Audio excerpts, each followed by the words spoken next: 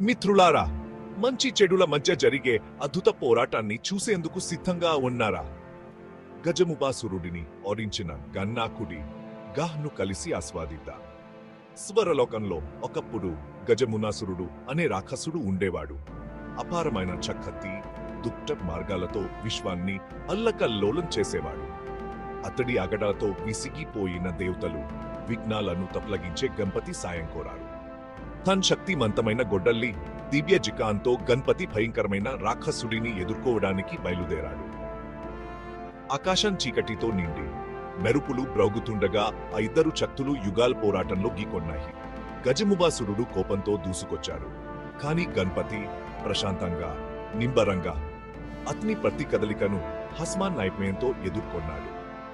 వారి శక్తితో భూమి కంపించింది.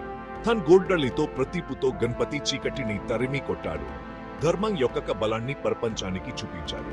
చివరికి ఉత్కంఠభరితమైన ఘర్షణలో గణపతి గజముగాసురుడిని నేలకూల్చాడు. విశ్వాన్ని అతని అణచివేత నుండి విముక్తి చేశాడు. దేవతలు ఆనందించారు. శాంతి పునరుద్ధరించబడింది. అచంచలమైన ధైర్యం క్షిపాంతో గణపతి దుష్ట గజముగాసురుడిని ఎలా ఓడించాడో ఇదే కథ. ఎంత చీకటి ఉన్నా ధర్మం యొక్క వెలుగు ఎల్లప్పుడూ ప్రకాశిస్తుందని మనకు గుర్తు చేసే కథ. ఈ అద్భుత ప్రయాణంలో మమ్మల్ని కలిసినందుకు ధన్యవాదాలు.